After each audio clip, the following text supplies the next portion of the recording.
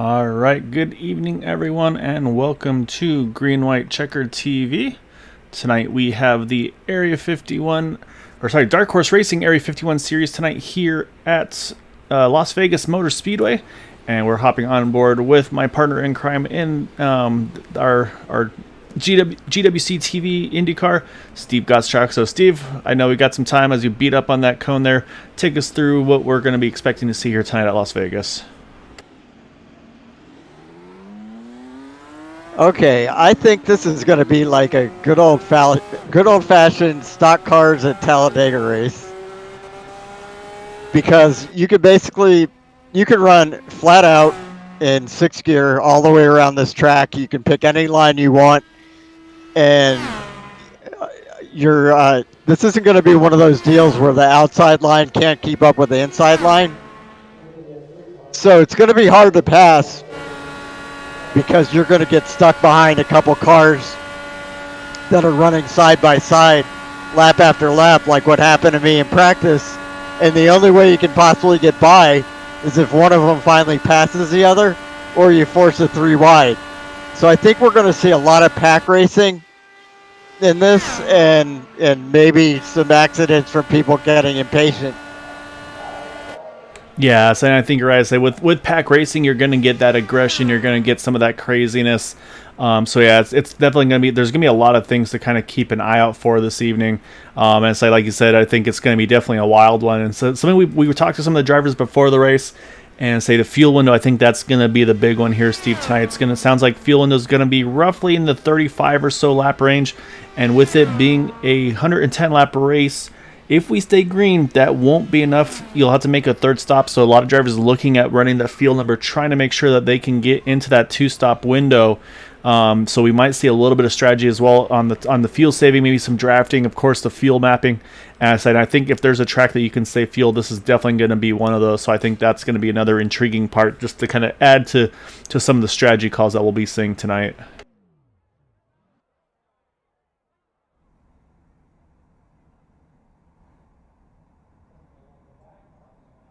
So I ran a 24.913 on my second lap there, which would have qualified pretty well, I think.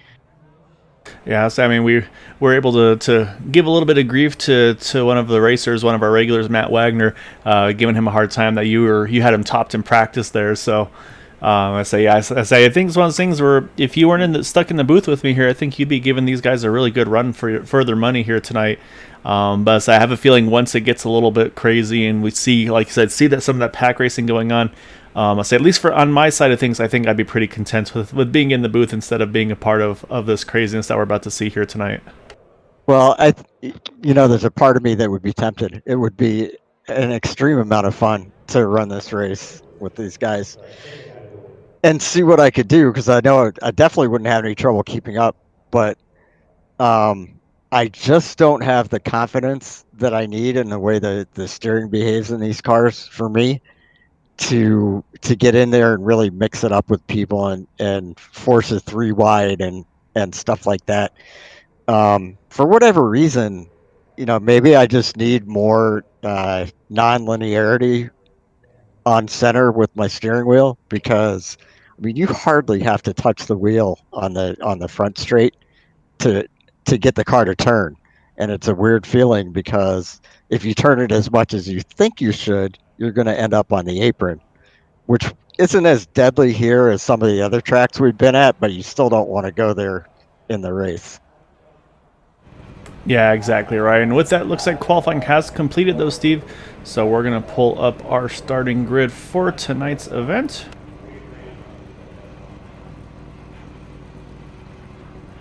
All right, so pole position tonight going to go to Nick DeGroot in that number 89 machine. So we've kind of been referring to Nick as Mr. Photo Finish there, saying 4,000ths of a second between himself and Craig Forsyth for that top spot.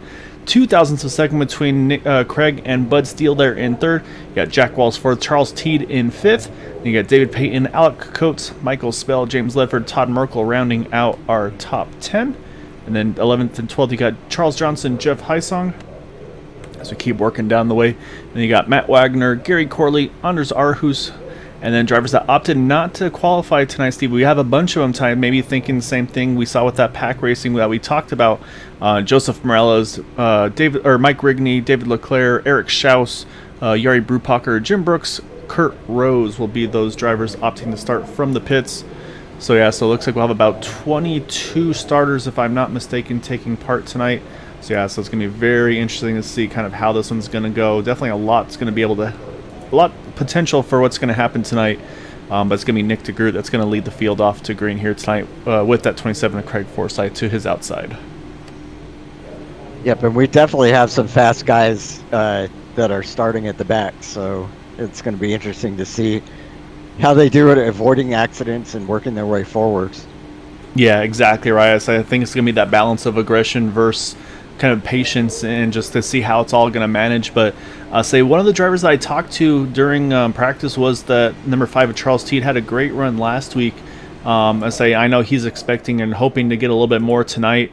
And he had mentioned he wanted to qualify towards the front, but his hope was to be on that inside line towards the front of the field. So, I mean, he's got exactly what he wants. He's going to start 5th.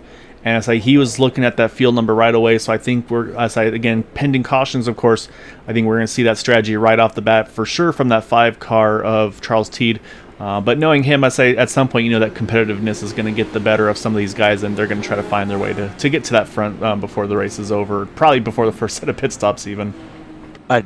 Did you just say Matt Wagner? Yeah, exactly.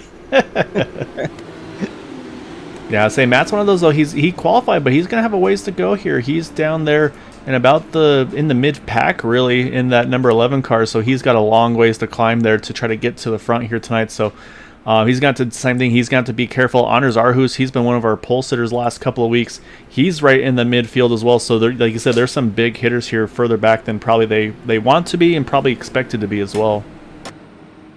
And I wonder how many. One of the things we were talking about pre-race is that the fuel is going to be the same situation as last week. If you can stretch it out to 37 laps, if it stays green, then you can do this race on 2 stops. But in order to do that, you're going to have to be 1, not leading, and 2, probably playing with your engine mapping and doing everything you can to just draft for a while. Yeah, exactly right. And saying with that green flag is out, so we're going to see what the strategy is going to be for these guys as we get the green flag. And a great start for the 89 of Nick DeGroot. It's going to actually get some room to be able to get some angle into turn number 1. And Bud Steele is going to follow through. He's going to grab that, or he's going to fall into the 3rd position, I should say, but not for long. He's going to jump to that 3rd lane right off the bat here as we go 3 wide for the lead with Nick DeGroot, Bud Steele, and Craig Forsyth. But you see the momentum just wasn't there up top. He's going to cut back all the way to the inside line. And I say I'm watching Charles Teed again, Steve, and say it looks like he's going to have a nice little view for this fight, it looks like. Yeah, definitely. Now, the question I have is, can Bud Steele hang there on the outside like I was doing in practice without having a line of cars behind him? That's going to be a good question. You can see right there, you see a little bit of a push there from that 5 car of Charles Teed that we were just talking about, showing on the onboard there. And yeah, saying look at the outside line. Here comes Jack Walls. He's going to try to make that 3rd line happen. And I think that's where things are going to start getting dicey. These guys are going to try to be finding ways to get around one another. I'll say right now, Jack showing right around the top 5 here. With right now, it's like I said, Charles Teed to his inside side by side here with the 6 and the 27 for that 2nd position. And so it looks like they can get just about to the front row. But I think that's about where they stall out. So I say if you're Nick DeGroot, you're definitely liking where you're at right now. So it seems like just not anybody able to really get around him. I mean, look at the back of this car of Nick DeGroot right now, and it's definitely a hornet's nest behind him. And Jack Walls, I'm noticing he's racing super aggressive for this early in the race. He keeps trying to make it 3 wide on the outside, but it's not quite working so far. And I'm wondering, though, if this is an aggression thing, or I think this also could be a clean air thing for Jack, where it's easier for him to run that 3rd line, just go that little bit higher, and that's going to allow him to kind of keep that clean air on the nose and let him kind of just be able to stay in the throttle better, not get that dreaded aero push that we talk about a lot. So right now it will be interesting to see, but right now a lot of drivers doing the same. You see right behind him, you've got Michael Spells right there, and then behind Michael, I believe that is Charles Johnson. Yeah, this is Charles in the 9 car right there as well on the top side. So yeah, these guys all kind of fanning out is pretty much anywhere they can, and that's where things get really dicey. But right now, these guys have been doing a good job keeping enough room between one another. But there's times where, at least on my side, I'm definitely getting nervous when you see how close they are to one another. Yeah, same here. And that's a really good point, Gael. It could be that he's just looking for some clean air out there. It's interesting, maybe because of the number of cars that are out there compared to I was out with just 4 of us, so we were 2 by 2. And so the 2 cars that would have been in the front row were able to stay side by side without any problem for lap after lap. But this looks more like the current stock car package at Talladega, for example, where the outside line can make some of the ground up, but you'll notice that that Bud Steele, he can get as close as the second car in line on the bottom, but he cannot make it up to the first car. Yeah, like I said, he's stalling out once he gets to Craig Forsyth. That's about as far as he can go. So I think you're right there, and I think also a part of it too is just the tires are nice and fresh, and temps are getting right to where the magic number is, because right now ambient temp 75 degrees, track temp 114, so it's not cool on the track by any means. But right now these guys are just doing what they can. I think exactly what you said. I think Bud Steele just right now trying to keep himself, same thing, kind of keep himself in that best position. He can't always, you see a little bit of bobble there by that 6 car. Charles Teed had to react. He's going to lose a little bit of momentum here. But with that draft, as I say that, actually the 6 gets close to the 27 of Craig Forsyth as well. So I think aggression might be starting to ramp up just that little bit here. And I say definitely starting these guys getting pretty close to one another. They got a little dicey there for just a moment. Yep, and you have to wonder, like, are some of these guys that are, 6th, 7th, 8th, and farther back starting to get a little frustrated because they can't go anywhere? Yeah, it's very possible. I'll say. I mean, there's definitely, you can get towards the front of the field here, because I'm gonna hop on board with one of those drivers. That's the 51 of Jim Brooks. He's up plus 12 all the way up into the top 10, and then you look right in front of him, that pink car of David Leclerc as well in the 50. He's plus 13 from his starting spot, Steve. So I'll say, I mean, you can work your way towards the front, but I think, like I said, it's just to kind of crest that peak is going to be a whole different story. And again, it's one thing to try to pass these guys and try to get to the front here. It's a whole nother thing when you've got somebody like Nick DeGroot, who, again, new to the league this series, but definitely not at all new to these Indy cars. And I mean, he is definitely, as we've seen, he's been one to beat week in and week out. So say it's going to take a mistake at this point for Nick to kind of fall into the clutches of some of these guys. But I think right now what a lot of these drivers are doing, though, like I think Craig Forsyth, Charles Teed, is let's let Nick run this thing out. He's going to be burning the field, breaking the draft for everybody. Should potentially put him in that 3-stop strategy category. So again, I don't suspect there's any fuel savings going on from this 89 car right now with him leading the field, because otherwise I think we'd see everybody pretty much completely stacked up into him a little bit more than we already see.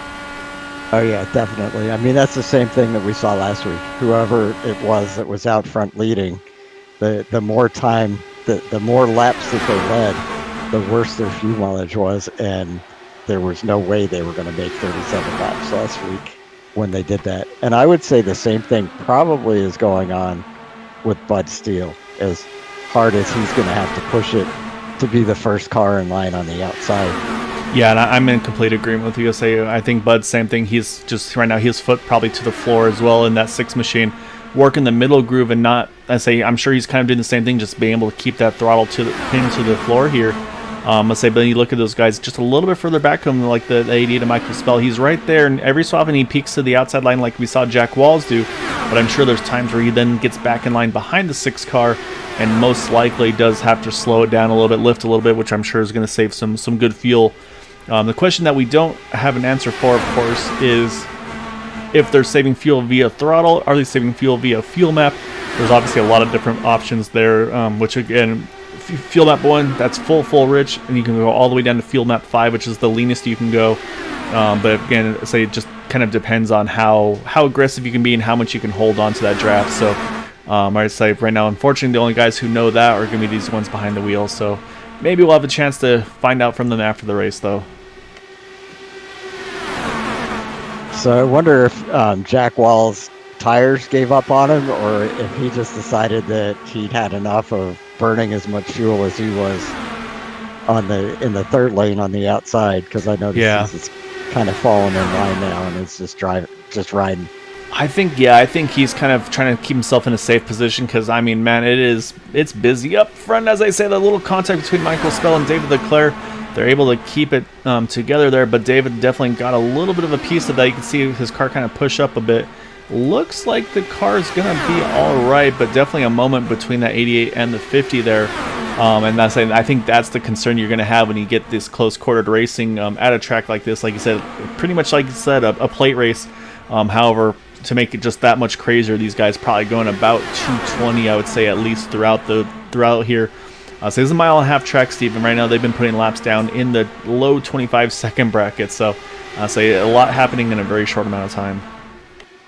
Yep, and that's not too far off from what they qualified. They qualified at 24.8s. Yeah, exactly, Ryan. They'll probably be down into those 24.8s once the fuel starts to wear off as well. So I don't think tire wear probably the biggest of issues, but as I say that though, I noticed there Craig Forsyth, I thought I saw him push up a little bit out of 4, so I'm wondering if those older tires, probably hotter tires, and then the dirty air might be starting to affect that number 27 machine. Another driver that we've seen falling back a little bit from this group is that 5 of Charles Teed. He's dropped a fair bit back now, was sitting around 5th or so. Now he's back to just inside the top 10, so I'm wondering the same. Maybe holding that inside line might be hurting the tires of that 5 car. I say if you're in that clean air, you're probably feeling pretty good, but maybe that dirty air might have been enough to hurt those tires in the 5 machine and the 27. And let's see, what lap are we at? We're on lap 22. Okay, Jack Walsh just pitted. I don't know if this is a strategy move or if something went wrong. Yeah, car looks clean. I don't see anything that stands out to me. We'll see what the pit stop is here.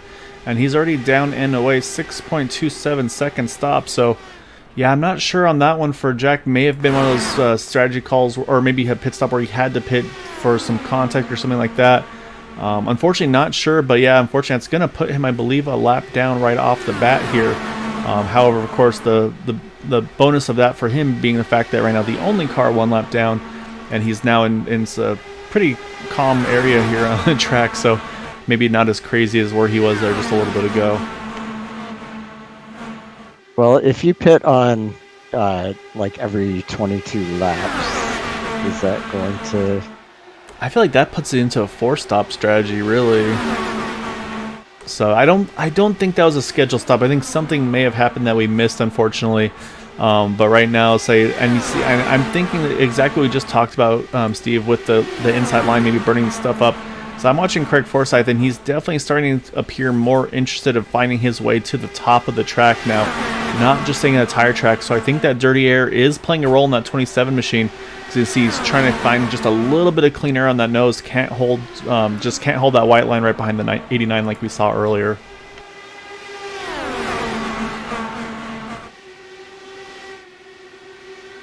So I think based on that, I would say most likely track position going to be definitely king. I mean, it usually is king with these cars, especially at these faster tracks.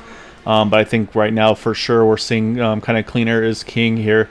But we have some big movers coming up now, Steve. I was saying we got multiple drivers here, over 10 positions gained.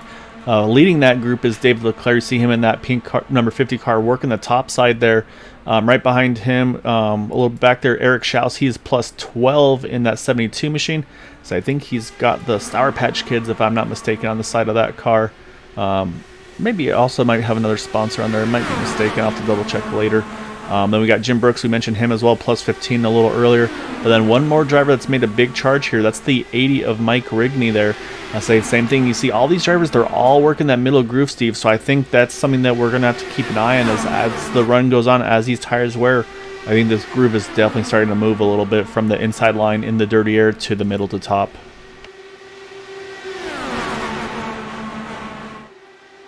I've been watching Jack Walsh, who's running... he's got 2 partners right now, John Brill and Joseph Morales. And the 3 of them occasionally are running 2 to 3 tenths faster than the lead pack, which is kind of interesting. Yeah, I think just with as busy as it is, I think Jack Key can run kind of a less aggressive. Oh, as I said, a caution is out, Steve.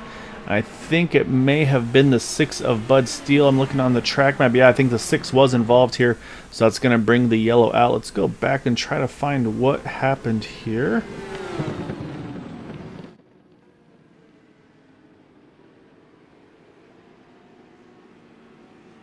And that would look like netcode.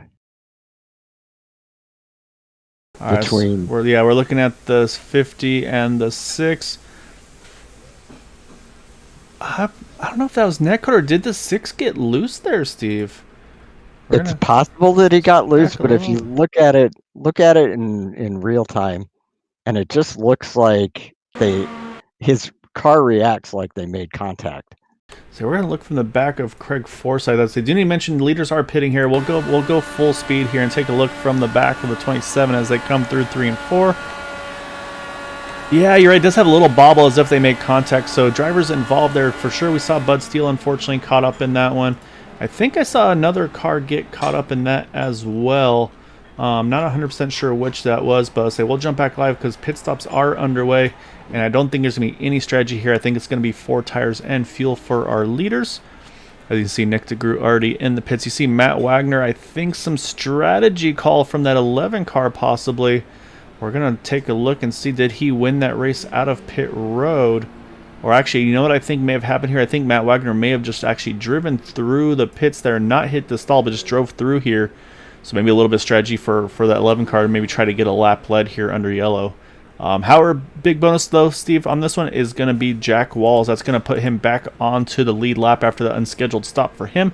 So he'll be back on lead lap right in the thick of things, and it should keep all our drivers here on the lead lap as well. Excellent. And that also means that he can pit if he so chooses. Yeah, so I suspect we'll see most likely Matt will probably stay out this time and get that lap lead, then probably come in next time around in the 11 car, get that bonus point. I'm looking at the numbers here. So right now we're on lap 31 here. So I'm trying to think, let's say math again, never my strong suit, Steve, but I'm wondering if there's any potential of a strategy call from this point in the race to see where this would take these guys. But I feel like we're still in a similar window that we would have been earlier for I think still being on the 2-stop strategy, if I'm not mistaken. Yeah, I think we are, because it's only lap 30 right now, so they would have to have gone to lap 37 to have a shot at a 2-stop strategy. So I think That's we're still in 3-stop territory. Yeah, I think you're right. I think this doesn't act. I don't think this cuts off a pit stop here, but yeah, I think this puts everybody in a much better spot. Do need to mention some drivers that are in the pits and have had longer pit stops. May have been caught up in it now that I'm wondering. Say Anders Arhus here in that number 10 car. So trying to get a better angle. Yeah, he's definitely got some severe damage. I think possibly had to take a tow. So right now he's been sitting in the pits for about a minute and a half, unfortunately, for Anders here. I say, Dooney mentioned we did see Jack Walls. He did hit pit road, and a few other drivers that had longer pit stops as well. Steve, Yari Brupacher, he had a 20-second pit stop, so I'm suspecting damage repairs to that car. 12 seconds for Bud Steele. To me, that says probably a front wing replacement for him. Pretty much everybody else was in about the 8 or so second bracket, which is a pretty typical 4-tire fuel stop. So now we'll watch Matt Wagner. And yeah, here comes Matt. This is what I kind of expected to see there. So he got that lap lead. Now he's going to duck in and he'll hit pit road. He's going to start in the back here. And you know what, Steve? I think there is some strategy going on here because Charles Teed, he's topping off and he was one playing that field number before. So I think they've got something up their sleeves here that they're looking at the field numbers here based on what lap we're at. Yeah, I kind of like this. It's an interesting call and it may actually work out for them. And I'm going to do some quick math here, which is always dangerous, Steve. So basically, we're going to restart on lap 34, which will give us 76 laps to go. And based on that, they need to go 38 laps, Steve. We're talking about that 37 number. So right now, they're aiming to try to get 38 laps of fuel to be able to make it to the end on one stop from here. Again, this is all pending it going green. So what this has done, Steve, is basically we've pretty much extended that fuel number. We know they were talking about maybe getting to lap 37 or so on fuel would be a 2-stopper. So now they got to try to find one extra lap in these cars to try to make it on a single stop to the end from here. But again, big movers early though, Steve. I said front row is still the same up front with the 89-27. But now in third, you've got Eric Schaus, David Leclerc, Jim Brooks, all third, fourth, and fifth, plus 15, 16, and 17 for those 3 drivers. And then Mike Riggany plus 12 for him there in the 7th spot. So big movers here early. But now it's going to be all about this restart with Nick DeGroot leading the field.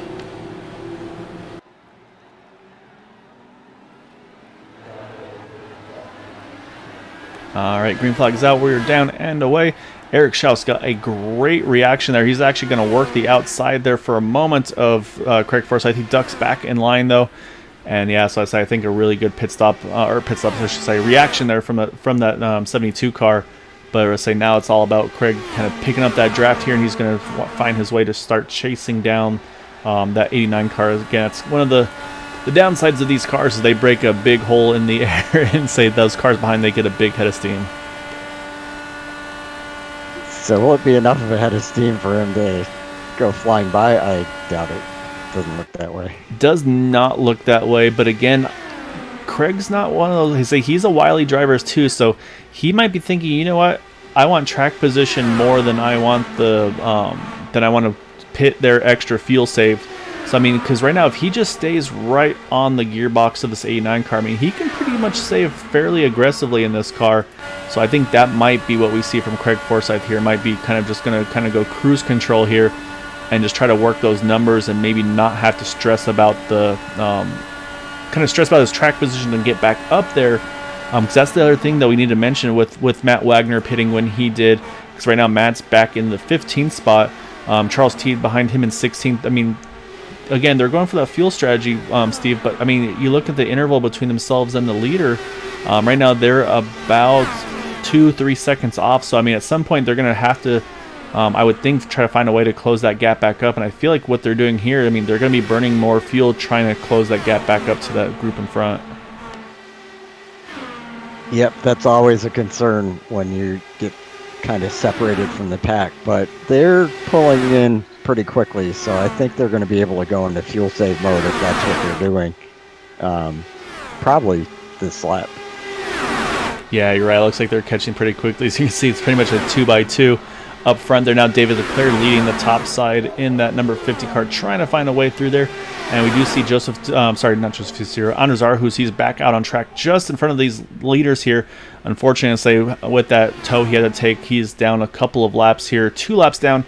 But he's the only car a lap down right now, Steve. But the thing is, if he can at all feasibly stay in front of these leaders, that's going to be huge for him, because then the next caution, if one comes out, will put him back to just 1 down. And of course, I mean, that just saves him the opportunities of trying to get those laps back. So say right now, if you're that 10 car, I think he's driving for all he's worth. But unfortunately, I think what we're going to see is eventually that leader is going to start picking up the draft off of his 10 car. And that's going to pull Nick DeGroot right up into there.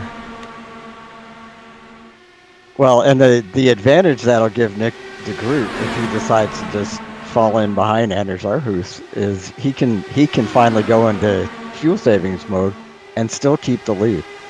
That's a really good point. And so the question though for Nick is, he's had clean air this whole race on the front wing of this 89 car. Is that something he's going to want to do? And then say in the same time too, he might want to follow that 10 car, but as I say that, you see the 10 moving to the top. I say the 10 might not want to do that, might just want to be nice and get out of the way and move to the top, which is exactly what he does. So I'd say, unfortunately, great sportsmanship for the 10 car, but unfortunately, that does put him now 3 down. I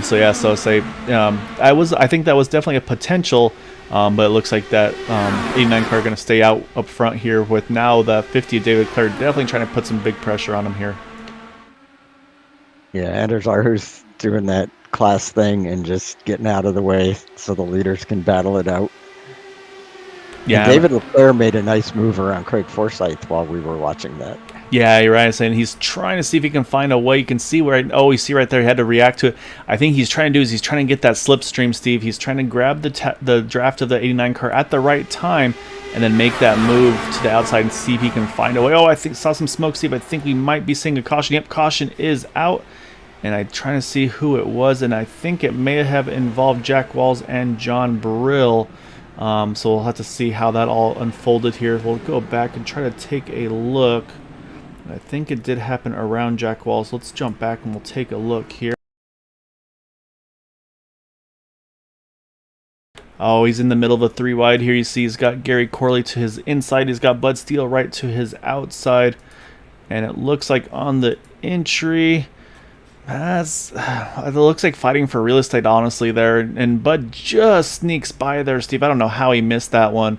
But unfortunately, Jack Wall's pretty decent contact with the wall, and then unfortunately bounces off the wall. And you see drivers trying to avoid him there, and that's where you see John Brill, Joseph DeCiro. They make contact with one another. And then there's a third driver. I think that's Jari Brupacher that gets a piece of this as well. So it looks like about a 4-car incident here with that caution there, unfortunately. So curious to see strategy-wise what kind of calls we're going to say, because we do see drivers here. We're going to go back live because we have drivers hitting pit road now. And Nick DeGroot, he does hit pit road, but we've got a couple calls here up front here for strategy. And so we'll show you that in just a moment. First, we're going to see what the calls are. And look at Nick DeGroot there, Steve. Fuel only. Wants to make sure he keeps as much track position as he possibly can. So big strategy call by that 89 car here. But the 2 strategy calls, though. Bud Steele narrowly missing that incident there. He's going to stay out. He's going to take the lead here. Charles Teed, he's going to cycle through in 2nd position. And do need to mention on the Lucky Dog side of things, Anders Arhus, he did get the wave around. That's going to put him now back to 2 down. And again, I believe at the moment, well, actually, I shouldn't say the only car a lap down now, because unfortunately Jack Walls and I believe John Brill both had to take a tow, so those guys not going to be, unfortunately, where they want to be here at this point. Yeah, that's a shame. And I looked at it from the chopper view, and it looked to me like this was another netcode incident.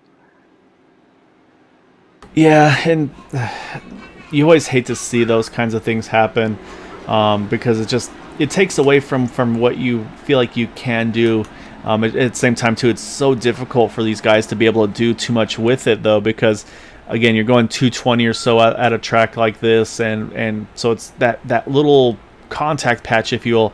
It's really hard to stay right on top of it. So, yeah, it's unfortunate to say we saw Jack Walls up front plenty there early on. It was in a good position there, and then unfortunately, John Brill just wrong spot, wrong time. Same goes for Jari there in the 49 car, as well as just Joseph DeCiro.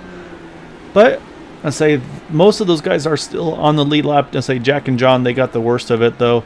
And at the moment, I believe they've at least gone 1 down. Not sure if it's been 2 down or not. And that could make this Lucky Dog battle here just that little more intense, depending on when that 90 and the 83 get out of the pits there between themselves and that 10 of Anders Arhus. So everybody that just pitted now can definitely make it on one more stop. Yep. I think the question marks are Bud Steele and Charles Teed, but I think with Charles Teed topping off and with him saving fuel early on, I feel like Charles is in probably a pretty good spot. I think the question mark right now on the one-stop strategy is the 6 of Bud Steele. I'm not sure if that's going to be enough for him to be able to make it. Yeah, I would tend to say probably not as aggressively as he's been driving. And I suspect that Charles Teed is not going to try and pass him. Probably just going to hang back there and save fuel. And it'll be interesting to see what Nick DeGroot does, because I suspect he'll jump to the outside and try and get by these guys. But I don't know if he's going to be able to take the lead back. Yeah, it's going to be interesting to see what the call is going to be for some of these guys, like you mentioned here, just because it's kind of a crapshoot right now. Because let's say we're not sure what kind of difference tires make. They're going to have about a 10-lap green flag difference on the tires. So we'll see if that plays a role at all in this one as they go. But yeah, if you're Charles T, did you want... I'm sure he was probably hoping to have been able to be the first one to stay out to get that lead and keep that clean air on his nose.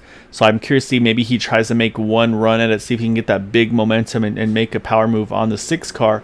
And then I think if that doesn't happen, then maybe he drops back in line and make sure he doesn't risk falling back to that inside group. Yeah, I think that if I'm Charles Teed, as close as he's playing it on fuel right now, I'm not even going to try and pass for the lead. I don't want that clean air because I don't want to be sitting out there burning up my fuel.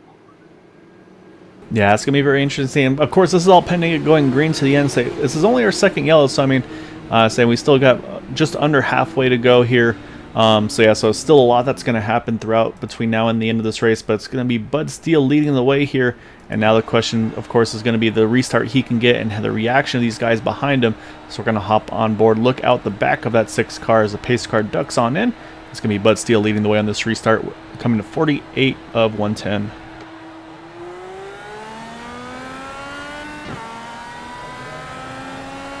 So far, so good, Steve. Looks like a pretty clean restart there. Don't see too much accordion effects throughout the back.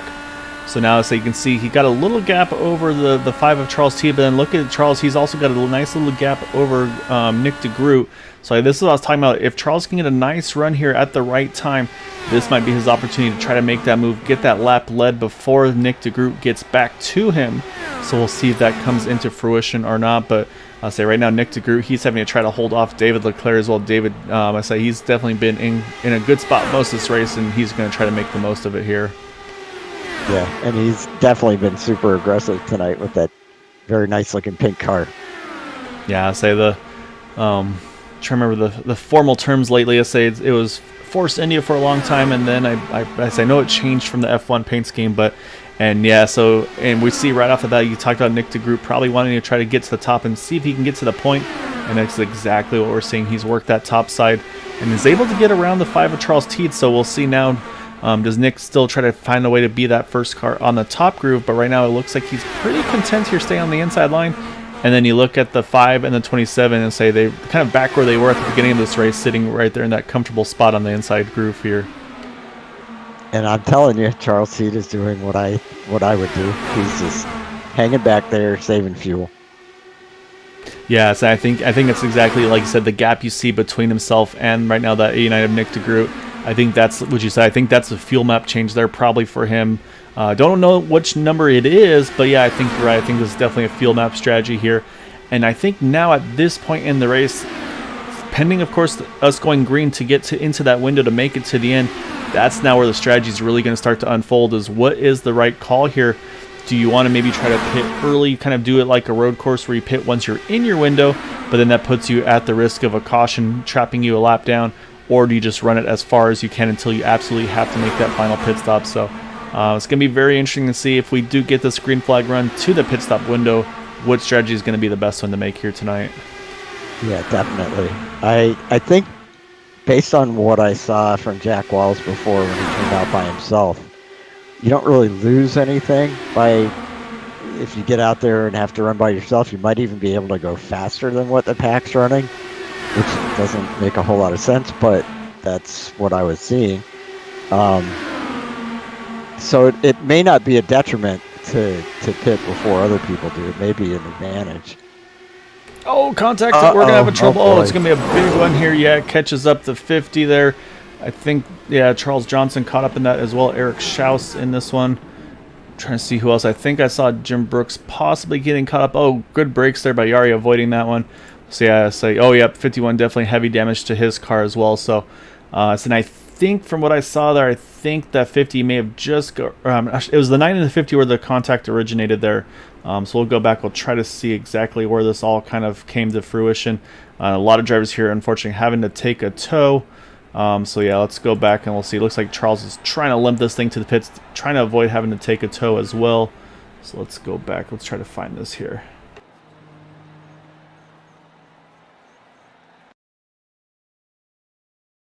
It looks like David Leclerc just misjudged his closing rate. Yeah, just caught the back of the 9 car, and then at that point, I'd say there's just pretty much nothing you can do, and you can see, yeah, Eric Schaus does catch the wall. Jim Brooks, a hard hit for him as well. And then you'll see some of the other drivers, unfortunately, kind of a couple groups really get caught up in this one. So I think there's a few cars just in front of this incident as well. Yeah, so we'll go back over to the 9 of Charles because you can see there.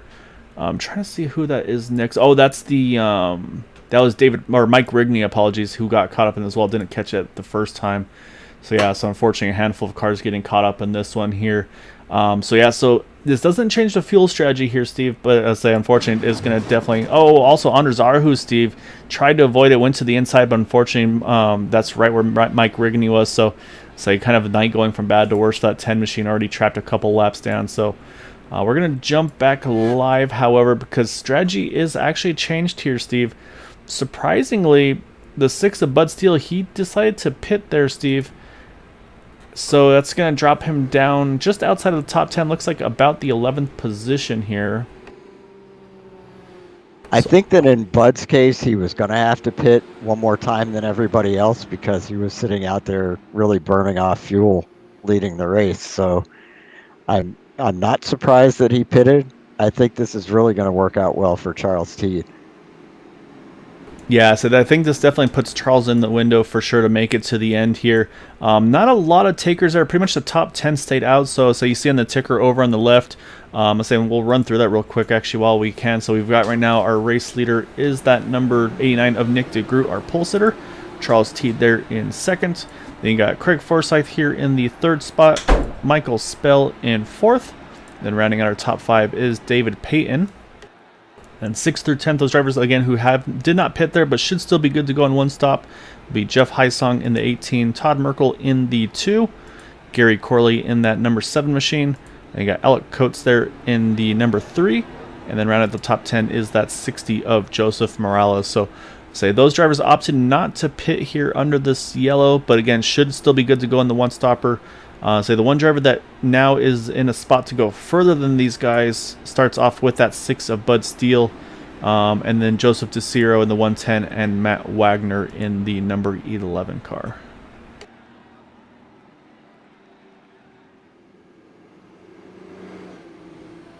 And then the next thing, of course, Steve, is going to be trying to catch which drivers are being lapped here with that faster, or with the tows that they've had to take. I believe right now Jari Brupacher in 16th is the last car on the lead lap, I should say. And then Charles Johnson in the 9, he is 1 lap down. And I believe unfortunately with that 10 of Anders Arhu's getting caught up in that incident, that's put Jack Walls. He got the wave around. That's going to put Jack back to just 1 lap down as well. So it'll be the 9 and the 83 trying to fight for that lucky dog position. And then drivers 2 down right now include John Brill in the 90. The 51 of Jim Brooks, who is back out on track. Eric Schaus as well in the 72.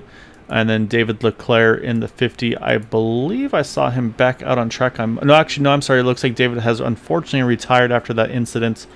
And I am seeing a few more drivers here topping off, Steve. Joseph DeCiro, Matt Wagner. They're going to top off here on the 1 to go, which right now we're at 58 of 110, which is right now 53 to go. So maybe some strategy calls for them here. So they definitely can't make it on one stop to the end from here, or make it to the end from here. Can make it on one stop, but maybe just trying to see if they can go a little further than the rest of the field here now and see if maybe they catch a timely caution during the pit stop cycle should we get there. Yeah, I like that move by Matt Wagner because he didn't really lose many spots, and now he's got more fuel than almost everyone else, so he can be as aggressive as he wants to be. Yeah, exactly right. Right now, really, the one driver that's completely off strategy of everybody is that number 5 of Charles Teed. So that's going to be the question mark, is going to be kind of for him. I think the question will be, when he pits, do we see drivers react to him or do they stay with their own strategy? Because like you said, there were times where it seemed like by yourself you could actually make better time possibly than in the draft. So that's going to be intriguing to see if we get to that point in this one. So we're going to be starting this in, Steve. 52 to go at the line. Again, still outside the window to make it to the end. So one more pit stop for these guys. And right now 21 cars left in the race. And we've got 16 on the lead lap. So I think, as before, and unfortunately Anders Arhus has disconnected, I think Charles Teed is going to do the same thing. He's just going to not try and pass for the lead. He's going to hang back there, save fuel. This caution is helping him a lot at saving fuel. So it'll be interesting to see what lap he pits on, because as long as he's within 34 laps to go, he'll be able to run it as hard as he wants all the way to the end. Yeah, exactly right. And I think at this point, I think he'll be in a good spot to do so. So he last pit on lap 32. So I mean, based on the numbers, you would think he can only go just a little bit further there, but we've had enough cautions, I think, that's been able to get him in a much better fuel situation. And so, I mean, I was actually in a similar boat in a race with Dark Horse on Wednesday where I just was in a bad spot in track position. So I said, you know what, I'm going to kind of bank on yellows here. I'm going to go ahead and stay out here, try to get some track position. And the yellows just by chance wound up falling my way where I was able to save the fuel on their yellow and make it to the end and not have to worry about that potential extra pit stop. So I think Charles T definitely in the same boat right now in that 5 machine, as we definitely got some cars that are making some big lap times right now. Last time by, I believe, Bud Steele may have actually ran the fastest lap of the race at 24:25 in that number 6 car, saying that's where you're going to get those huge drafts here, trying to catch. So when everybody kind of gets grouped back up, kind of that accordion effect, if you will, with the draft to get right back to the front here. It's definitely hauling the mail. Yeah, I mean, a 24-second lap at a 1.5 mile track is pretty quick. So right now, it's like you said, though, I think Charles Teed, again, just giving himself a little bit of breathing room around these guys. So the one thing that we saw before, though, with him doing this is towards the end of that fuel run, he would really fall towards the back of that group a fair bit, from about the top 5 to just around the top 10 or so. So I'll have to keep an eye and see if that comes into play or not tonight. But we are starting to get a few new players here right at the front of the field. To say if one of those is David Payton now. He qualified in 6th, but really haven't talked about him much. He's right now in the 4th spot.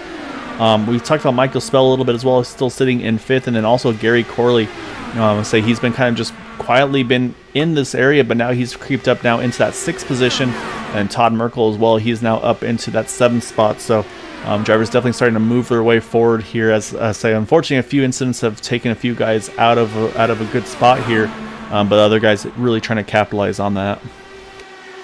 And Bud Steele had pitted early on the last caution. Is that correct? I believe, Bud Steele was the first car to pit there. So right now he is the highest of those drivers that pitted under this caution. So based on the numbers, it's obviously hard to say with caution laps and all that, but basically Bud Steele pitted 11 laps later than the rest of the field, other than Charles Teed, who pitted about 23 laps later than Charles there. Then for the drivers that topped off on that one to go, Matt Wagner, the highest of those in the 11 car, which right now he is actually, I believe he may have lost the draft pack here. Yeah, he's actually right now one of the front cars of that. So actually that topping off has really hurt him. So right now we've got about, I believe, 11 cars in this main pack, Steve. And then you got to drop back about 3 seconds, I believe, to get to Matt Wagner there in 12th. So unfortunately, that top off has actually really hurt this 11 car.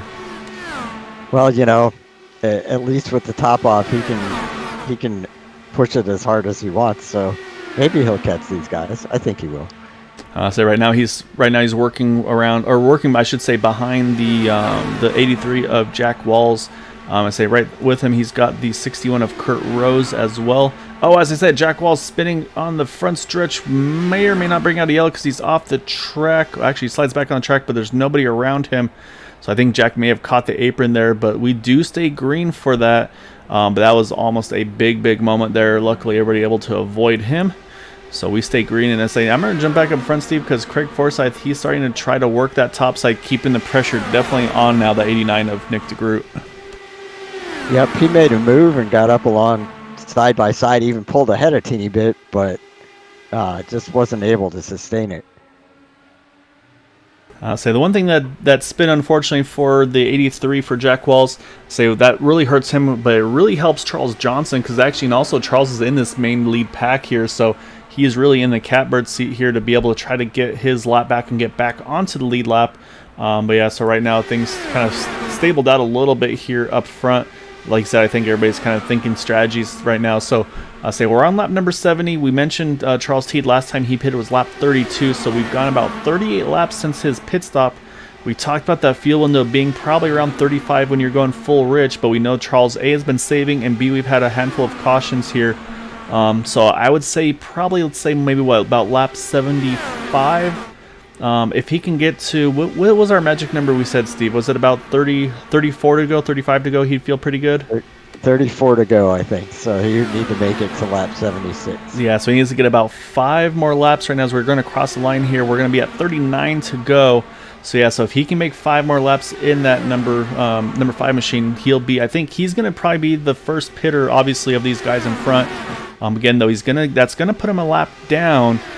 So then he's going to have to worry about some of those drivers if there is a yellow that could put him in a bad spot, especially with, we mentioned the 9 of Charles Johnson right now being in the lead pack and being in that spot. And actually, here comes Bud Steele. I don't believe this is scheduled because he's pitting here with 38 to go. So I'm not sure about this strategy, Steve. We've been seeing Bud kind of do some different pit strategies than we're used to. Yeah, I don't know what that's about. Well, we'll keep an eye and see if it's a normal. Yeah, it's another 8.5 second stop. So that's 4 tires and fuel for that 6 car. So we'll see. Maybe he's trying to do the road course approach like we mentioned, pit early. So we'll see. Actually, as I said, it looks like I think something may have happened there. It's like showing him now just now leaving the pits. So yeah, I'm not sure what's going on there. But right now, say Nick DeGroot, though, still leading the way here. I'll say top 5 hasn't changed too much right now. Gary Corley, he's trying to work the top here around the 2 of Todd Merkel. And we're getting closer, Steve. We're crossing the line here. It's going to be 36 to go. Here's some background noises on my side. Sorry if that came through. But yeah, it's starting to get pretty interesting here. And one of the other things that's going to add a little tension here, when Charles Teed does have to pit, he's going to have to do a good job of letting everybody behind him know, and let's hope they're all paying attention, because it is hard to get on the pit road when you've got somebody right on your behind. Yeah, that's exactly right. So I'm going to jump back again. Yeah, so Matt Wagner, he's leading the second group still. So I want to compare his lap times to our leader right now. Last time by, he ran a 25:22. However, Nick DeGroot 25:18. So they're pretty much right on top of each other lap time wise. And so yeah, so we're going to put the focus now on Charles Teed, though, like you mentioned, Steve, because we're coming to that magic number here. We are at 34 to go. So at this point, I think Charles is kind of playing with house money, if you will, at this point. I say kind of going with the Las Vegas theme here. So the question is going to be, when does that 5 make that pit stop? Like I said, he's definitely going to be letting the drivers know on Discord and in iRacing, hey, I got to be pitting here. So say that's where you have to hope, if you're a Michael Spell, for instance, that you've got some room to move to that top side, which right now is kind of right on the edge of being Gary Corley to his outside corner panel. And I wonder how many of these guys are aware that Charles Teed hasn't pitted and is going to need to be pitting very soon. I'll say if you're in your Discord, probably plenty. If you're not in the Discord, I doubt you're that aware of it. But I mean, right now, he's making some great field numbers here, Steve. I mean, I say we're now down to 32 to go. So I say we know for sure from here he can definitely just kind of put the hammer down, go full roach. So I think he's just trying to stretch it now as far as he possibly can. And then we'll see what that strategy is going to be for him. Yeah, he just keyed up. I think he's going to be pitting right now. Yeah, I see Michael Spell. He's peeking the top, so that's going to be the first of our leaders here to hit pit road. So he needs to try to make this count. No mistakes. Looks like he's done a great job there, Steve. Keep the speed up, able to get down to speed there. I think that's a perfect pit entry for that 5 car. So he's going to be one of our first lead drivers here to make that scheduled green flag pit stop. So now we'll be watching for Nick DeGroot. Does he opt to react to this, or is he going to try to keep that track position? And then the next question is going to be some of those drivers. I'd say right now the person that's really in a good spot here is James Ledford. He's still in this lead draft, Steve, and he pitted about 11 laps later than the leaders. So I'm really watching this 48 car. He's just at the edge right now of staying in this lead pack draft here. But I think James right now, he's going to be able to go further than anybody right now should we stay green. And then for Charles Teed, he's just coming back out on track right now. So as we mentioned, he is a lap down. Looks like you lose about a lap and a half based on where he pitted and where he's out, as right now leaders just crossed the start-finish line. So right now Charles Teed showing in the 15th position. But let's say the important thing too is the fact we mentioned Charles Johnson right now. He's in that lucky dog position should a caution come out. So right now Charles Teed, he needs this thing to go green through the pit stop cycle, Steve. Yeah, definitely. And I'm going to hope that it does, because I would like to see this strategy give him a chance to race for the win. I just want to see also how it plays out, the pitting early, pitting late, because he pitted there from third spot. So what does that how does that work for him versus Nick DeGroot? So I would say I'm waiting for him to get his first up to speed lap to kind of look at lap times between himself and Nick DeGroot. So I think he just finished pitting. He's pitting. Yep, here comes our leader hitting pit road. So he didn't wait too long. Also looks like a great pit stop for him. I was saying that was pretty dicey. A lot of cars around him there, but able to get through cleanly. So Nick not waiting too long there, Steve. And I was about to mention that last pit lap speed for Charles Teed was pretty good there, 25:41. So I really want to see now where these guys kind of come out in relation to each other. So we got Craig Forsyth now leading here. And then second, third, we got Michael Spell, David Payton side by side. And I said, actually, that does seem about right for the pit window for DeGroot there, just, again, leading so many laps here. So what I'm going to do while we watch the leaders here, we're going to jump back to Charles Teed. We're going to see where does he come out in relation to Nick. And it looks like Nick's had a really good pit stop there, but again, has to get all the way through here, through the apron to get fully up to speed. Now emerges out on the track. And actually, Charles Teed just now going through turns 2, so Nick DeGroot going to come out with a decent sized lead. However, we got busy pit road, Steve. We got Craig Forsyth, David Payton, Gary Corley. They're all hitting pit road, which is going to now put Michael Spell to the point. And I think we might be seeing Michael in this time as well. Watching that 88 car. Oh, a little bobble. He's going to catch it though. And yeah, here comes Michael Spell. He hits pit road along with Todd Merkel and Alec Coates. And that's going to put now Joseph Morales to the point. And do need to mention, with all these pit stops, that's actually with the 9 of Charles Johnson now tail end of the lead lap, Steve. So say that Lucky Dog battle right now, as it sits, I believe it is the the 89 car of Nick DeGroot that is in that Lucky Dog position.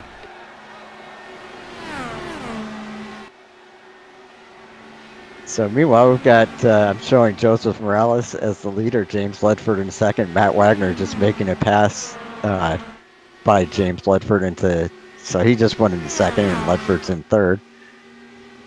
Yeah, Matt's been making some big numbers. I'm wondering right now, is James Ledford, I think Craig Forsyth, a lot of damage to the 27 car. He's down on the apron trying to limp it to the pits, but unfortunately, something happened to Craig during that pit stop cycle. I think maybe looped it on pit exit. Joseph Morales, he hits pit road. Once we complete the cycle, we'll go ahead and check to see where everybody is. But yeah, right now, Matt Wagner, he leads here as we're at 22 to go. And right now, we've only got 5 cars on the lead lap here, Steve. So I say if you're Matt Wagner, I think right now you are really rooting for a caution flag. And but we'll have to see how far can Matt go. Again, we mentioned he was one of those that topped off on the one to go. But then we still have James Ledford. He was with this lead pack this whole time. And I think James is really just conserving fuel really well here in the 48 car. Hasn't been really pushing hard. So I think he's going to be maybe even able to stretch even further than Matt Wagner, even with that topping off. Oh, and I was wrong before. It was Eric Schaus that Matt Wagner's been going back and forth with. So James Ledford is... Where is James Ledford? He's sitting in third right now. He's right at the back of this group here. But I think he's on his own little strategy here, Steve. I think he is just really kind of trying to sip fuel right now in that 48 car and maybe just trying to stretch it as far as possible right now. So I say we're going to keep watching this group up front right now, because right now it's Matt Wagner leading the way. So got a little bit of everything going on. Actually, as I said, here comes Matt Wagner now. He brings in with him, I believe that is Eric Schaus. So that's going to now cycle Jari Brupacher to the point. And saying you see Jim Brooks, he's able to get one of his laps back as he gets around that number 49 car. And say next car in line trying to do the same, I believe, is Mike Rigney there. If I'm not mistaken. No, it's not Mike Rigney. Who is that? Kurt Rose. Yeah, Kurt Rose, apologies. In the 61, trying to see if he can get a lap back. And James Ledford, though, here he now hits pit road, Steve, at 18 to go. Jari Brupacher, though, he is making some big field numbers in that 49 car. So he last pit at lap 56, and we are now currently at 18 to go. So I would predict he'll be pitting very soon. I believe so as well, and it is...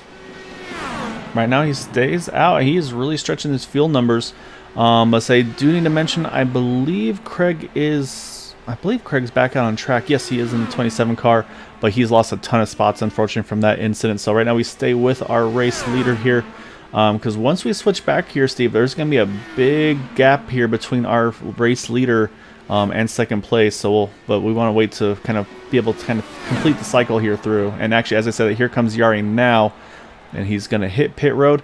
So we're going to switch over to who's going to become our race leader here, and that is Nick DeGroot. But if you look out the back wing of this 89 car, Steve, you do not see anybody here.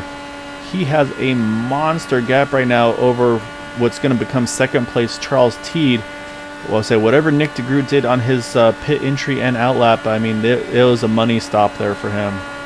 Yeah, that's amazing, because they were running so close together before, but it could be that Charles Teed running by himself after he came out of the pits was just not able to put down the kind of laps that that Nick DeGroot was running with the pack of cars.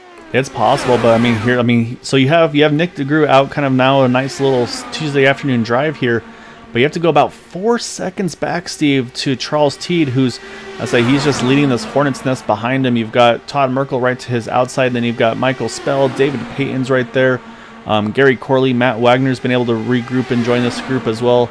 Alec Coates is right there as well. So you've got second through about 8th right here in this pack, as we are at 15 to go here.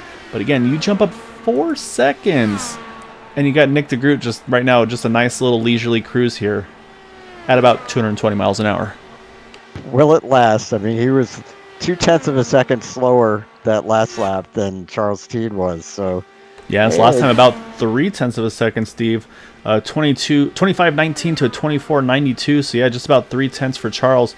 So that 4 second leads dropped to about 3.8. So yeah, just is it enough time for them to get to them?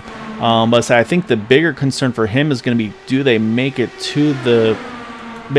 close enough? Let's say if they can get to about 4 to go, I think at that point he's good to go. Probably finishes under yellow. But I mean, if we get a caution, it's going to be another kind of chaotic restart. But he's going to have control of the start. He's going to have the inside line, so I think he'll be in a good spot. But just, yeah, that's an amazing stop, though, by that number 89 car. Yeah, absolutely. I mean, he's put everybody else to shame right now. Yeah, so I think there's going to be a lot of drivers looking back at that pit stop and see what did he do different to be able to be so quick. And it wasn't, I mean, I look at the pit stop time. It was 8.22 seconds for Nick, 8.25 for Charles Teed. So not a big difference there. Even in the pit lane, Nick had a great pit lane time. It was 37.48 to Charles's 38.27. So about 0.8 of a second there. But again, I mean, that's not 4 seconds difference there. I mean, so I think Nick's outlap, maybe getting through the apron there through 1 and 2, I mean, that might be where he really put some big numbers on. And I do need to mention, we were talking about the lap times. Nick's actually stretched it out just a little bit that last time by. So we're going to say not a knock to Nick here, but we're going to watch this battle from second on back, because these guys they're going at it here. Yeah, definitely. And it's probably going to end up being... this will be a fight for whoever finishes behind Charles Teed, because he's effectively the leader of this pack, and it's so hard to pass the person that's leading a pack that I think the guys behind him are just racing each other to see who gets third. That's actually a really, really good point. I didn't even think about that, Steve. Saying right now, I mean, that 5 car, he's got nothing in front of him until he gets to that 89 of Nick DeGroot, which he'd love to do. But again, I mean, Nick's just running just perfect laps right now. So, so the question is going to be, right now, I think the big battle is going to be for that third spot, because we've seen the inside lines really able to hug the bottom well. The only difference, though, this time is the fact that Charles Teed is on older tires than the guys around him. So we'll see if that makes enough of a difference. Matt Wagner, he pitted about 12 laps later. So we'll have to wait and see. But I do see, oh, no, okay, we're good. I was about to mention, I do see a car stopped on track, but it looks like he was able to jump to the pit, so we stay under green here as we've got 8 laps remaining. And this is amazing. I mean, is Nick DeGroot running? David Payton, I think, got put up into the wall. Yeah, heavy contact for him. We're going to go back and see what happened to David here real quick here. You see David there in the 38 car running the top groove. I'm not sure who he had contact with. It may have been Gary Corley, but unfortunately that's going to put David in a bad spot here. So we watch him through 3 and 4. And I think Gary Corley just got the dirty air from the back of, I believe that was Matt Wagner. So we'll jump back live, but unfortunately it's going to put David here in a bad spot, just trying to limp that car to the pits, unfortunately. Yeah, that's a shame. Looks like Gary just kind of pushed up there. Yeah, I think he just caught that arrow wash. Oh, almost got a little bit more arrow wash this time. Almost caught Michael Spell there. But yeah, it's starting to pick up a little bit here. You see now it's right now Matt Wagner and the two of Todd Merkel. They're fighting for that third spot. The leaders just crossed line. 5 to go here at Las Vegas. And say right now it's Nick DeGroot getting by. Now stretch out to about 5 seconds, Steve, over Charles Teed. And then and Charles trying to hold off this hungry pack of drivers behind him. Right now Matt Wagner and the 2 car of Todd Merkel fighting hard for that third position. Yep, and Nick DeGroot has some people to catch some air off of right now. But he's running 24.8, 24.6. Just amazing. Yeah, his lap times are impressive right now. Like I said, he had a little bit of draft, I think, to help him out a little bit. But yeah, I mean, I can't just speak for how impressive what he did under that pit stop cycle is. You just don't see that very often. So yeah, say that money stop, he hit it perfectly there. But so he's hoping for, well, actually, again, there are no green white checker finishes here with the Indy Series.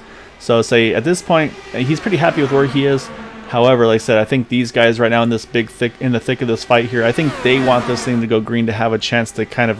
Right now, it's Matt Wagner holding solidly in third, but I think Todd Merkel and Michael Spell, they want to try to get into that position. You see Todd get a little bit of an arrow push there off of 4, able to collect it. That's going to be Michael Spell now up to 4th and right side by side with Matt Wagner for that third spot here. 2 to go. Matt Wagner fighting really hard so he can talk to us after the race. That's right. You know how much Matt wants to talk to you, Steve. I know it's not me. I know it's all about you. However, we're going to jump real quick here because let's say it's hard to do that. I wish I had a split screen we could do, Steve. But our race leader, Nick DeGroot, he just took the white flag. So we've got 1 to go here at Las Vegas. I said we're going to jump back, though. Watch this battle for second on back right now. Charles Teed holding solid, Steve. Oh, contact in the back. I think Gary Corley may have caught the 88 of Michael Spell. They go around.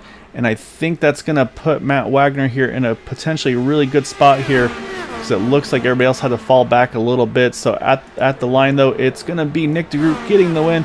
We got a battle here for the second spot, though. Matt Wagner trying to get Charles Teed there for a second. I think Charles just going to hang on to it. Gary Corley going to bring it home in 4th. Todd Merkel in 5th. And then 6th, you've got Jeff Heisong. 7th, Yari Brupacher. And then 8th is going to be James Ledford. Whew, that was something. Yeah. However, I think the happy man is going to be right here. That 89 of Nick DeGroot just put a beating on tonight. Yeah, it was just a Sunday drive for him the last 15 or 20 laps. Yeah, that it was. But I mean, just hats off again. Well, definitely that's going to definitely be something we're going to be talking to him about tonight after his interview. So I'll say before we get to the interviews, though, we'll pull up our final results for the event.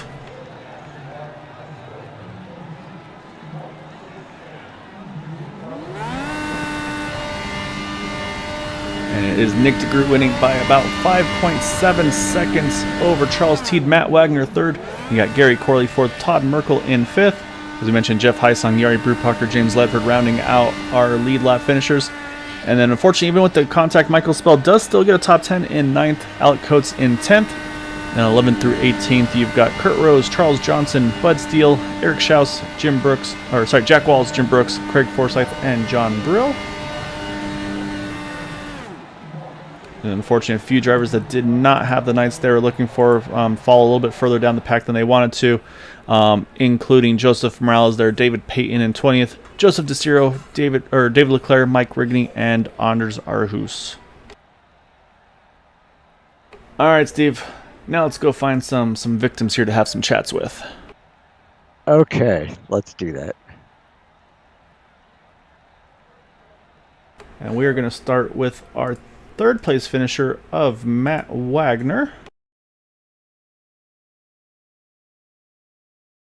All right, so let's go ahead and bring Matt in here. Say it was just a couple, probably thousands, maybe hundreds of a second between himself and Charles Teed there at the end, at the line there.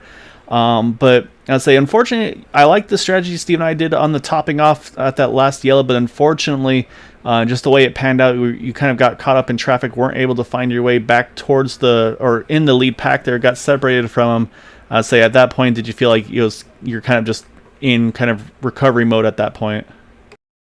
Yeah, especially that last restart. I'm guessing a couple of cars that were ahead of us never went, and we lost about 3-4 seconds off the leader, and then that was terrible. And then me and Shao decided to swap draft toward the end of the run, and we wish we would have done it sooner. And that's the only thing I'm probably kicking myself. Yeah, because I say it was. We were noticing lap times were very, very similar, but then the one big thing was, like you said, the leader could really hold the inside line, kind of just control the pace of the guys behind him. But then from pretty much that third car on back, I mean, it was pretty much a full on brawl basically. I mean, I say, how much time were you able to gain when you had maybe a couple guys working together, kind of doing that leapfrog approach? We gained about 2.5 seconds in a matter of 7 laps, and like I said, we wish we would have done it sooner. Wow. Yeah, that's a big number, but I mean, still, again, a good recovery. Say, like I said, kind of pulled the strategy, didn't quite pan out the way you wanted to, of course. But we were joking there towards the end that say the main goal, of course, for you is to try to hold that third spot so you get a chance to talk to Steve. So, I mean, good job to get back up there because again, I mean, you had to gain a ton of time through that pit stop cycle to even get in contention there. Yeah, we missed you, Steve. We missed you last week, brother. I wasn't. I was here last week. It was the week before that The I week missed. before, Right? I Yes. know I felt empty. Well, I always miss you when I don't get to make it here either, Matt. Yeah, but overall, it was a pretty good race. My whole strategy was to just chill out and just mellow on and let the race play out the way it was. And end up in third spot at the end. One thing I wish, though, I probably would have had a shot at Nick if we were closer to the leaders, because at the end we were 4 seconds. Yeah, we were watching that, and you guys behind, kept losing time, which was amazing. behind him. Yeah, we were 4 seconds behind him, and then before the pit stop we were 7 seconds. So that's a bit of a heartbreak there. You were 7 seconds behind, but I was watching Charles Teed, and he was, I think, at 1.4 seconds behind, but then he started. I think he felt all the way like 5.5 seconds behind.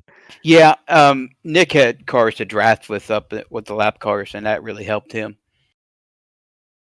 I know. Yeah, I was just watching some of his laps, and he was running by himself. He was running 25.1s, which is still pretty impressive. But yeah, when he had cars to draft up on and pass, he was doing 24.6, 24.7.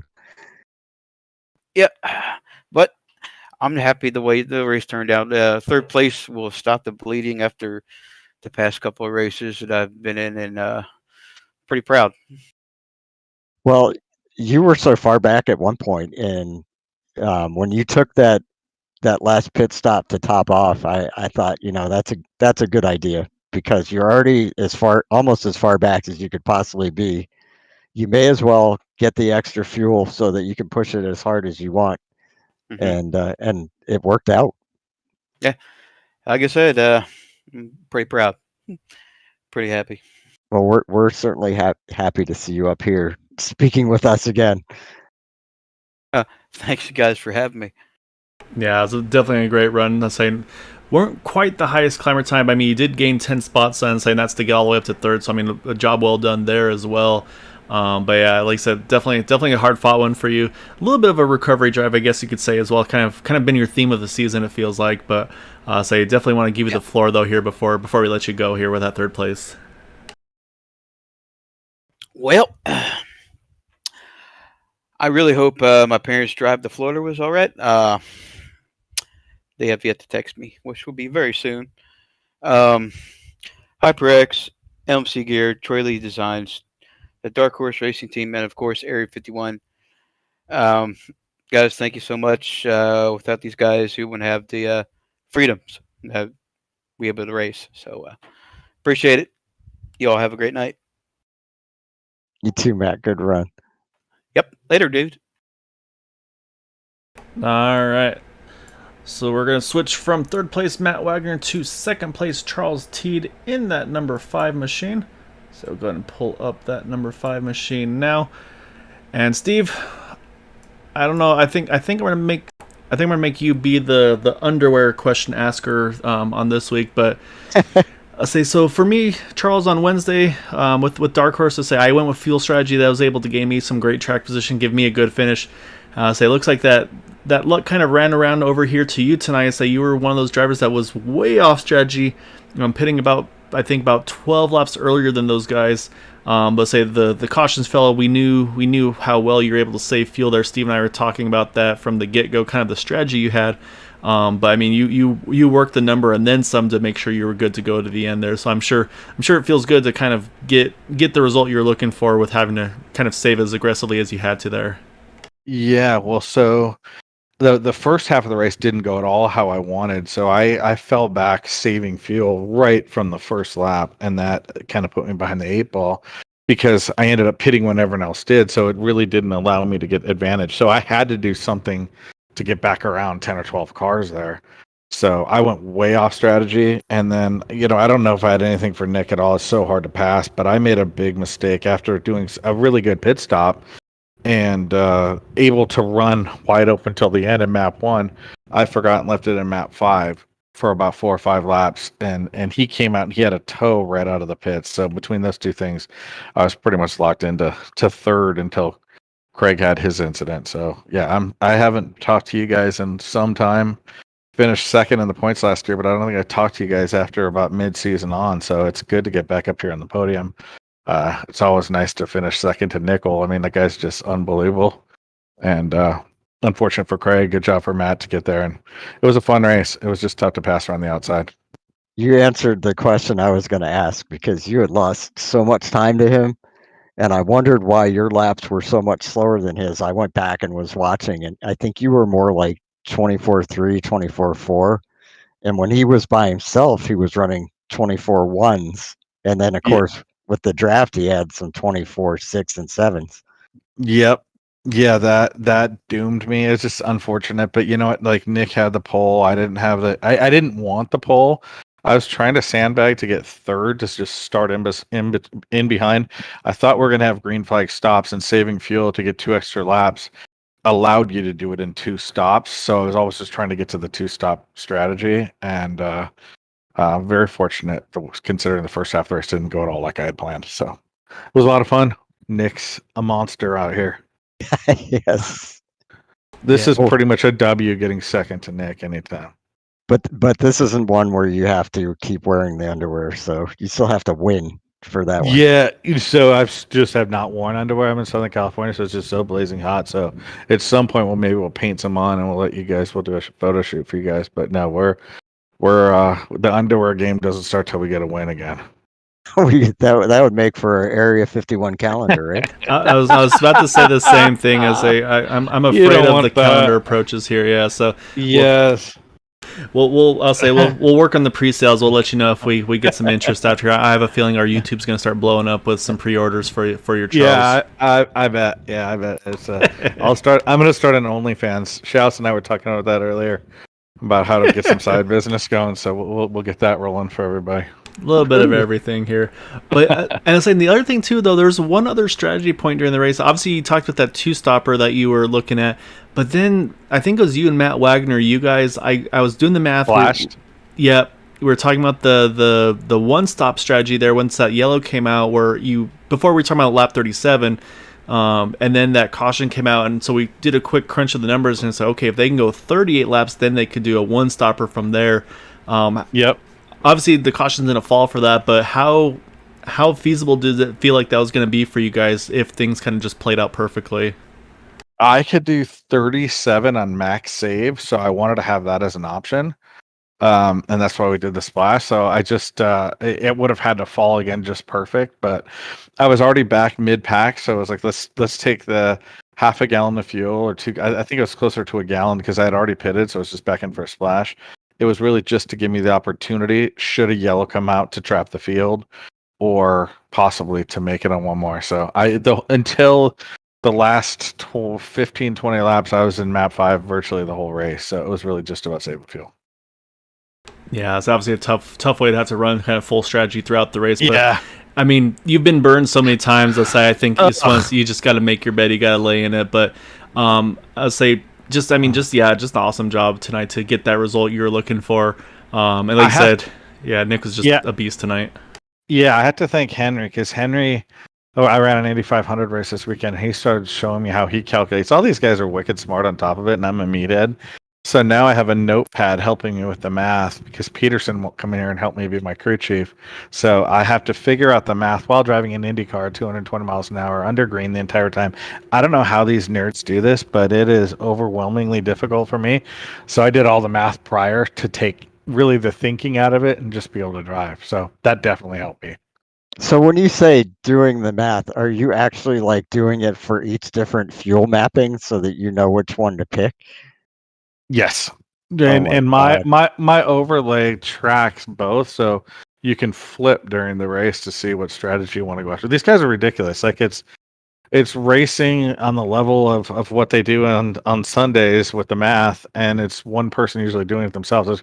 Craig is phenomenal at it. You know, we have Van Desant. Those guys are just unbelievably good at the math, and I am not. So I've always just run hard, and this season I have been hit by more shitty luck from from running out of fuel with 2 to go and things like that, being in great position to win. So it's definitely made me add a new part to the game to race with these boys.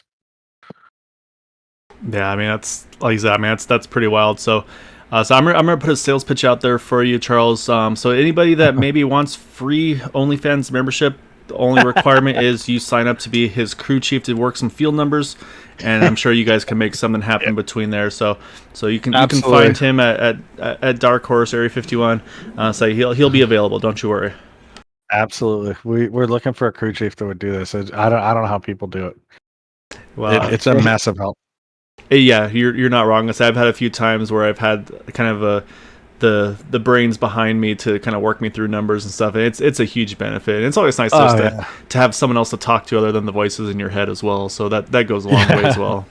Absolutely, boys. Thank you guys. You guys do such a good broadcast. You guys are here every week and crack me up, even though I haven't been on here in a while. It's always fun to listen to after the race. And hopefully after missing a race, I had to miss a race earlier this season. My sister passed away and had to attend a funeral. So we're trying to sneak back up into the points here and make the playoffs and see if we can do something with them, because the race is the end of the year. I really love those tracks, so really looking forward to a neutralizer. Yeah, we're definitely rooting for you, Charles. Sorry, Steve, I'll let you go ahead there. Yeah, I was going to say we're glad to have you back up here talking to us again and being competitive, and my condolences on your sister. Thank you. Wonderful gal. This one's for her. I'll say look forward to seeing you next week, Charles. I'll say obviously I'll see you tomorrow. Not everybody gets the honor of that though. So enjoy this one and look forward to catching you again here soon, sir. Yep, we got to get Steve running over in Dark Horse too. I'll start working them. All right, gentlemen. Thank you very much. All right, take care, sir. Yep, great run. All right, that leaves one person. So we're making him have to sweat it out here, get that interview with us, because I say he put the beat down on the field here tonight, and that is our race winner in that number 89. It's not showing the right car. Oh, I know why. Apologies for that. They were showing the wrong car file there. But we're going to pull in our race winner in that number 89 of Nick DeGroot. Pole sitter, led plenty of laps there. And man, I'll say, I think the biggest thing for us tonight, that last pit stop, I mean, that was a beating there that you were able to do. I say we were looking at the numbers. The pit time looked pretty equal. The pit lane time looked pretty equal. But I mean, you were able to stretch that lead out there. And I mean, just take us through. Was that just kind of full send on the outlap there to get up to speed to the backstretch, or what were we able to do to build such a gap?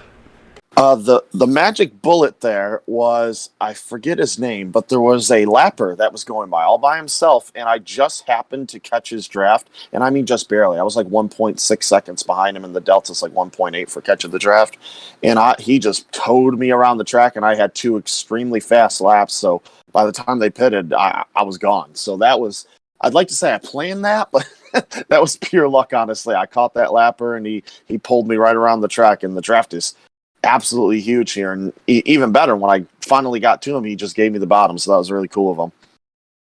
Yeah, so you gotta love when a plan comes together just the way you drew it up, I'm sure. But I mean, obviously, it showed tonight. I mean, obviously, you needed to kind of protect that inside line, and we were mentioning during the broadcast. There's kind of the two trains of thought of that is going to be some of those trying to steal the toe off you, save the fuel, and not have to worry about the field numbers. If of course the race panned out that way, but then of course you'd kind of be able to set the pace, keep your tires nice and happy, and then protect that inside line. Was that something you were at all worried about? Was depending on how the field numbers were going to run out, or were you feeling just kind of track position was going to be king and just kind of let the numbers kind of fall as they will? There was a point when I was hoping, I'm like, okay, let's not get an odd caution here at a weird time, because that would really catch me out. And when you have that lead, especially here, you just do not want to let go of it. And it's so powerful that before that race, I was like, if I get the pole, this is what I'm going to do. But if I qualify second on back, I'm going to do a completely different strategy. You're not going to see me for half of the race. So it's that powerful. And to have that lead for most of the race really made things a lot easier for me. And I had some cool guys behind me for the most part that were just driving a smart race too. So I didn't really have to worry about any contact or anything like that. It was just eyes forward, full throttle, and hope the cautions fall the way they did. So I'd like to say I just... I had it all planned out, but a lot of luck too with that lapper, with the way the cautions fell, with all that. So it worked out, and it's good when it works out. It's, I had some bad luck in Kentucky, so it came back this week. Yeah, definitely made up for it. I was going to say those last 15 laps. Yeah, I'm guessing you didn't feel too much pressure. I was just counting them down, 15, 14, so on and so forth. I'm like, please no yellow, please no yellow. Yeah. With how it's just one massive pack race to because I never expected to finish like that. So at the end there, when I have that lead, I'm like, please don't make me give this up. Please don't make me race at the end. Just let me have this. So it was I'm sure it wasn't great for the people watching, but it was nice for me to just be able to kind of cruise to the checkered flag there, as I fully expected this to be a dogfight to the very end. Were you surprised that the outside lane wasn't able to work better than it did? I was not surprised that you couldn't pass the leader. I was surprised, though, that if you hung back and got a really big run, it still wasn't quite enough. I don't know if we needed a taller sixth gear or what, but you couldn't do it. You could maybe get the nose in front of the leader, but you weren't going to clear him unless he bobbled or lifted. So, yeah, the outside was not very powerful at all. The inside was really OP, especially if you're out leading. And even behind the leader, you just hold that bottom and you can kind of just chill there and nobody's going to be clearing you. So it was that kind of race, but it was still an exciting race from what I saw in my rearview mirror. There was lots of action, lots of people dicing it up. Glad I got to watch it from that vantage point, though. Yeah, I could understand that. It was definitely exciting for us too, and there was a lot of different strategies and interesting stuff that people were doing back behind you too. Oh yeah, and the big thing in that, what was it? Early pit stop, Matt Wagner, he came out in front of me because he had some issue on pit road. But initially I thought, oh, maybe he didn't take tires. And I looked and I saw that my tires, because I was out leading, were still up in the 90 percentage. And turns out he had a different issue. But it still made me think, hey, that's something to keep in my back pocket later. And it was the second to last pit stop when we came down pit road. I took no tires, and it didn't really affect me at all. And I was just cruising behind Bud Steele for a bunch of laps, and yeah, I had two full runs on that set of tires. So tires really weren't that much of an issue either, especially if you were out front. On your last pit stop, did you take tires? Oh yeah, I took tires for the last one. I was too scared of that exit area. Okay. Leaving the pit lane, it was really sketchy as we saw it caught Craig out, which is really unfortunate. So yeah, I wanted to have 4 fresh ones for that. Yeah, that was a shame because Craig was running with you that whole time. Yeah, I was. And I think what happened was he saw me exiting turn 2 and he kind of just goosed it instinctively, and it was on that unbalanced apron, and it sent him, which is really sucks because he should have been right up there battling for the win, at the very least getting a podium. I know how that feels because I did that I think my second to last race, and I almost had it saved. I think we were in Atlanta, and the car started going for the inside wall, and I just overcorrected and right into the outside wall. Yeah, there's really no winning in that situation. It's like pick which wall you want to hit. Uh-huh. Yeah, these cars are definitely tough to catch when they step out on you. But yeah, just an awesome job though tonight, Nick. Like I said, like you said, that gap you pulled on those guys. I mean, that was very impressive. So that was the first thing Steve and I were looking at. I was like, man, we're like, okay, we'll see where he cycles out. And I mean, we talked to Charles. Sounds like a bit of a miscue on the fuel mapping on his part cost him a little bit. But yeah, I think just kind of the combo, everything you were able to do, and of course catching a little bit of a break with that draft. I mean, but I say you were definitely out front controlling this one tonight. So congrats though, pulling off getting that victory here tonight. But definitely wanted to give you the floor though for some thanks and shouts for pulling off the win tonight.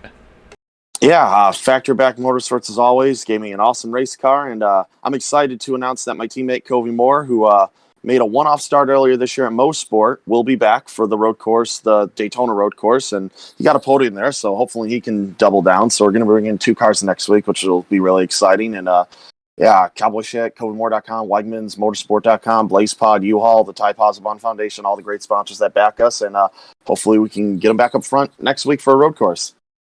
Yeah, so you're right, Covey. Definitely a ringer to watch out for next week for sure. So it's gonna be a lot of fun. But I'll say make sure you don't let him beat up on you too much. Though, you got the season points battle to be going after there. Yeah. Well, there's a reason we're bringing him in. He's faster than me on the road courses. So need somebody up there. So he can make it life difficult for some of your competition maybe then. But yeah, just Yeah, awesome exactly. job though tonight, Nick. That was a great performance from you. So yeah, enjoy this one for sure. I look forward to catching you next week, and of course on my end, look forward to race with you tomorrow. So enjoy this one, and we'll see you again here soon, sir. Thanks, guys. Great run. All right, Steve, that is our race winner tonight in that number 89, Nick DeGroot. Like I said, just a great performance, pretty dominant performance, I'll say, but I mean, it all boils down to he got that money lap on qualifying when it counted, and then from there just was able to control the race, control everything. Like he said, he did mention cautions to some extent did fall his way a little bit to help him out, but so you got to still put yourself in that position and do everything else right to get there. So definitely not one. So you can't give it all to luck on that one. He did an awesome job this evening. Oh, absolutely. I mean, his strategy was golden, and things just broke his way, and he did a fantastic job driving tonight, especially that last pit stop. Impressive as hell. Yeah, that was a very, very impressive pit stop, like you said, be able to build the gap he did. And so, it sounds like forced some other drivers into mistakes, unfortunately, too. Like I say, unfortunately, I was able to pull the replay up on that, but yeah, I mean, he mentioned it and saying it was kind of what we expected. Unfortunately for Craig, just a little too ambitious, possibly on the throttle, getting out of the pits there, out of turn 2, and say these cars, they, like he mentioned, they do not like having that banking transition. So unfortunately, caught him out a little bit, cost him definitely a great finish tonight, but we'll be definitely seeing more of that 27 car the rest of the season. Oh yeah, no doubt. Craig has been strong pretty much everywhere this season. And so yeah, like you mentioned, next week we're going to be turning left and right, and it's going to be at the Daytona Road Course. I'm sure lots of drivers plenty of experience of that one with the sports cars. We'll have to see how much experience they've got with these Indy cars, because I think that's going to be a lot of fun. Because I mean, that's going to be a track. I mean, again, we talked about the draft, like he mentioned, 1.8 or so seconds you pull the toe from those guys in front of you. So I mean, if you get through the infield and you get that draft, I mean, you're going to have a lot of draft through the backstretch, and then of course once you clear the bus stop, same thing through NASCAR 3 and 4 back into turn number 1. So I think this one's going to be a very interesting one. Our drivers are going to have to use a little strategy to figure out where they want to position their cars to take advantage of those drafts, especially in those closing laps. So I think this one's going to be really exciting next week. Yeah, I'm looking forward to seeing how these guys run on there. Steve, as always, love having you in here with me. I was saying obviously the drivers do too, so it's always a pleasure, sir. Looking forward to next week with you. But yeah, I'll say that was an exciting one, and I think we're going to be having even more fun next week over at Daytona. No doubt. And as always, I love doing this with you, Gael, and look forward to next week. All right, for everybody watching, thank you so much for watching us, supporting us. As always, we mentioned, so you always find us on YouTube on Green White Checkered TV. And of course, we mentioned with Area 51 Dark Horse partnership with ESTV. You can find them on Facebook, YouTube, Twitch. Say they even will stream to your Roku devices, so you can find those re-airs as well if you ever want to watch it on the big screen. Really cool of ESTV and everybody kind of working with them over there. It's been a lot of fun to do that as well. So hope you all had enjoyed tonight. And as always, have a wonderful evening. We'll be back on Thursday for the premiere series at Daytona Road Course. with full body stock cars. So it's going to be a little more of a handful for those boys, but it's going to be a lot of fun as well. So until then, have a wonderful evening and have a good night, and we'll see you on Thursday. Take care, everybody. Night, everyone.